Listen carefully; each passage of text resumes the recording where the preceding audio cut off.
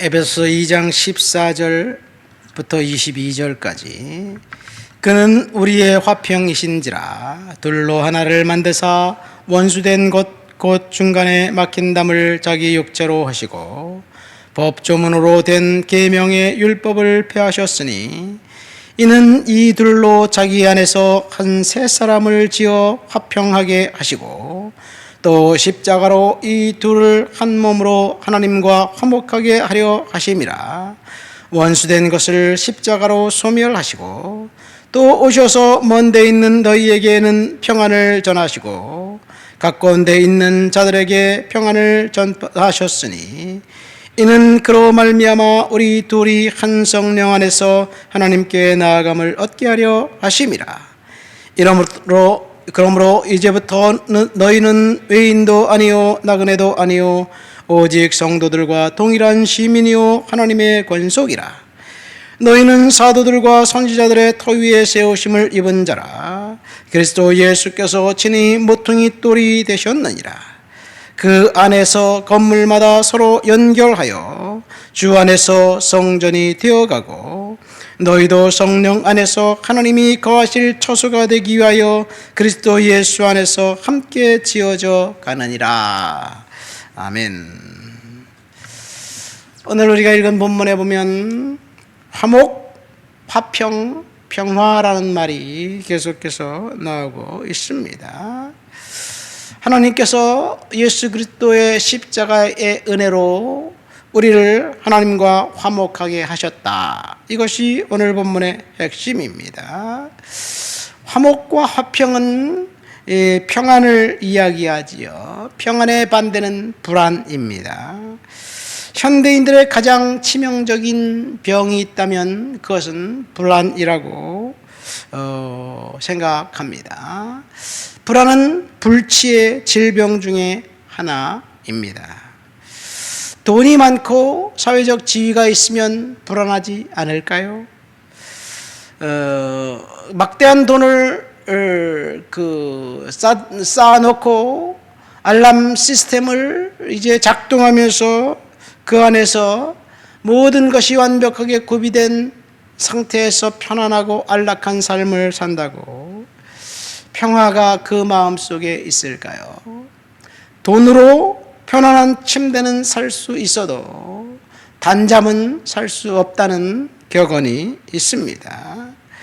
돈이 많으면 그만큼 마음속에 번뇌가 생기고 그래서 잠을 잘 수가 없습니다. 이 선진국이라는 나라는 대부분 잠 못 이루는 밤을 사람들이 지새우고 있습니다. 우리나라도 마찬가지죠. 많은 사람들이 수면제를 이제 먹고 잠을 자야 합니다. 어젯밤 잠이 안 와서 수면제 반알을 더 먹었더니 해롱해롱 되네요. 이렇게 이야기하는 사람들 우리의 주위에 많습니다. 수면제 종류가 얼마나 많은지 몰라요. 이 내성이 생겨서 그 수면제를 먹으면 안 되니까 계속해서 다른 수면제를 만들고 또 만들다 보니까 수면제 종류가 500여 종은 되는 것 같습니다. 1년 동안 사람들이 수면제를 사 먹는 양이 엄청납니다. 편안하고 안락한 집에서 알람 시스템을 작동해 놓고 그리고 이 모든 것이 완벽하게 구비된 상태에서 잠을 자면서 불안한 인생을 보내고 있는 것이 사람입니다. 잠 못 자는 사람이 많은 이 세상, 불안은 이 시대의 공식적인 감정입니다. 심리학자 롤로메이드의 말입니다. 인간의 가장 만연한 그 심리적인 현상이 불안이라고 이야기합니다. 키에르케고르는 인간에게 두 가지 불안이 있다고 이야기합니다. 첫 번째, 원인을 알 수 있는 불안, 두려움, 이것을 공포라고 합니다. 전쟁의 두려움, 전쟁의 공포입니다. 이제 그 오존층이 파괴될까 염려되는 두려움, 북한에서 핵무기를 쓸까 이런 두려움, 원인이 있는 두려움입니다. 그런 두려움은 원인이 있으니까 원인을 파악하고 이제 대응하면 됩니다. 그러나 문제는 원인이 없는 두려움입니다. 이것은 불안이에요. 마음속에 찾아든 불안을 어떻게 없앨 수가 있을까요? 급속도로 불안이 찾아오는데 불안이 찾아오면 잠 못 이루는 거지요. 오늘 말씀을 보십시오. 예수님 자체가 화평이라고 이야기하고 있습니다. 14절 말씀 보니까 그는 우리의 화평이신지라 둘로 하나를 만드사 중간에 막힌 담을 하셨다. 예수님 자체가 화평입니다. 그리스도께서 하신 일이 무엇인가요? 14절 말씀 보니까 하나님과 인간 사이에 막힌 담을 하셨다. 중간에 막힌 담을 하셨다는 이야기. 16절 말씀에 보니까 의문에 속한 계명의 율법을 폐하셨다. 그리고 16절에 보면 십자가로 이 둘이 한 몸으로 화목하게 하심으로 원수된 것을 소멸하셨다.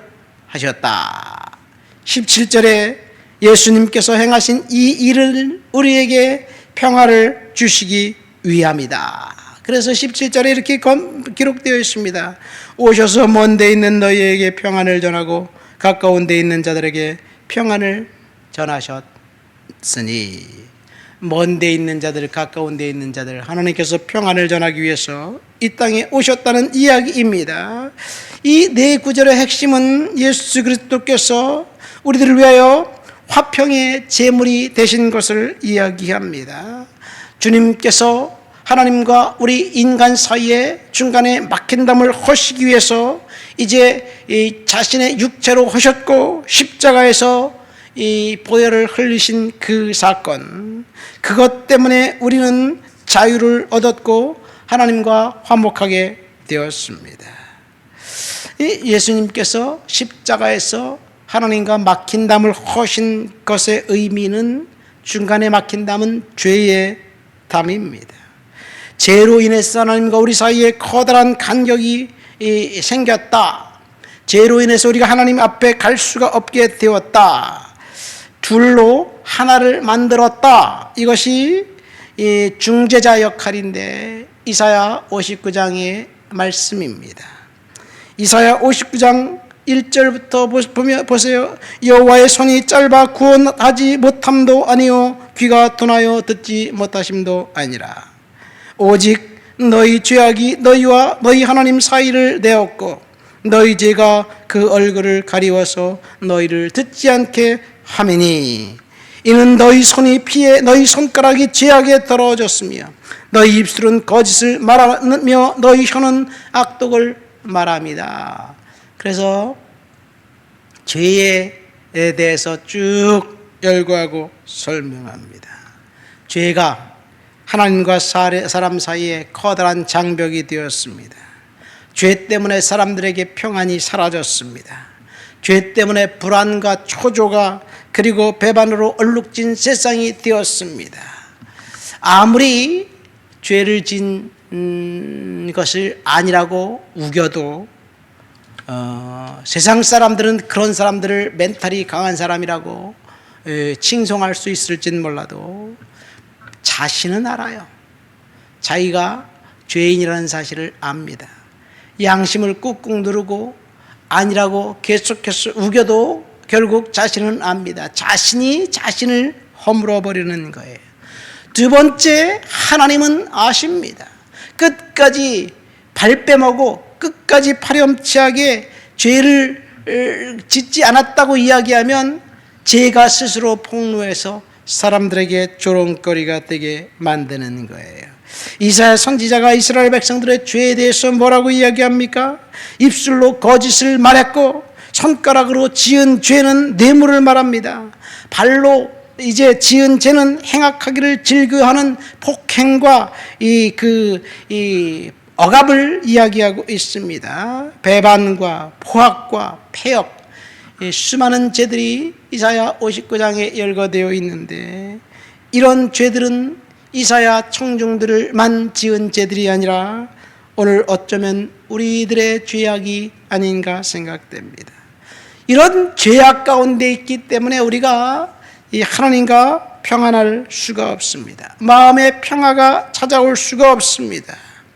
우리가 좋아서, 사람들이 좋아서 지은 죄악들이 결국 사람들을 파멸로 이끌어 갑니다.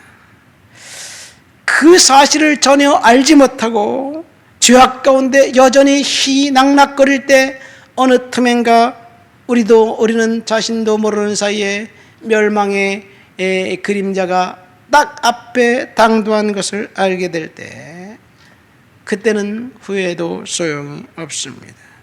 이 죄는 1차적으로 마음의 평안을 빼앗아갑니다.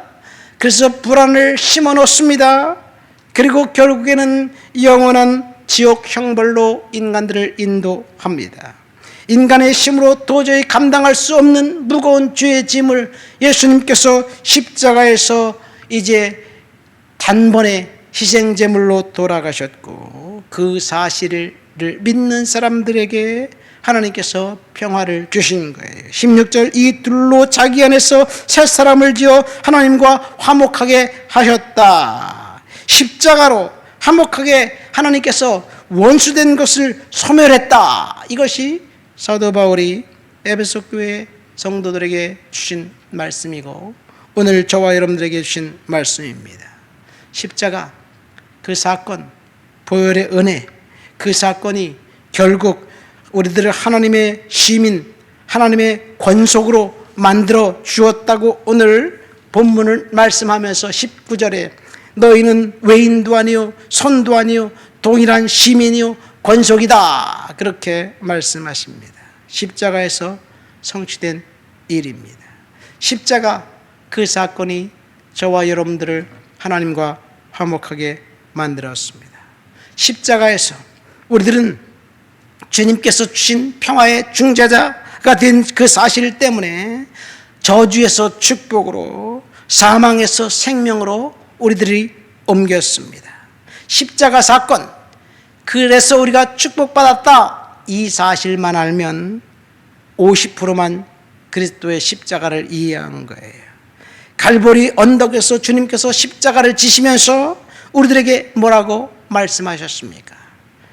예수께서 제자들에게 이르시되 아무든지 나를 따라오려거든 자기를 부인하고 자기 십자가를 지고 나를 쫓을 것이니라.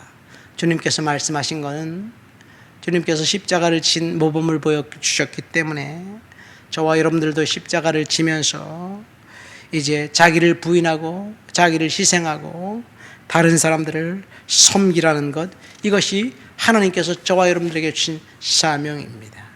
우리는 평화의 중재자가 되어서 다른 사람들에게 보혈의 은혜를 전하면서 십자가를 지는 그런 삶을 살아야 될 줄 믿습니다.